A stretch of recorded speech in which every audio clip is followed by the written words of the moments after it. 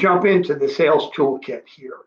Because sales is a numbers game, tools and a methodology is critical for the focus and efficiency in answering the daily question you have every day in sales. And this is, what is the most productive use of my time today?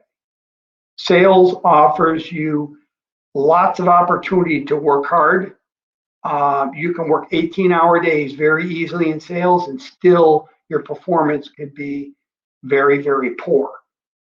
So it's really about focus and efficiency and what is the most productive use of your time. And this is irrespective of your offering, your target market. It doesn't matter what industry you're selling to. This is a universal question that salespeople have every day. And there's two tools that you can rely on to help you get a good, reliable answer to this question. The first is the customer profile, and this is specific criteria you define as a founder to focus your daily activity.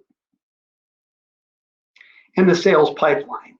Once you zero in on your product market fit and you know who your customer profile is, your sales pipeline is your methodology for time management.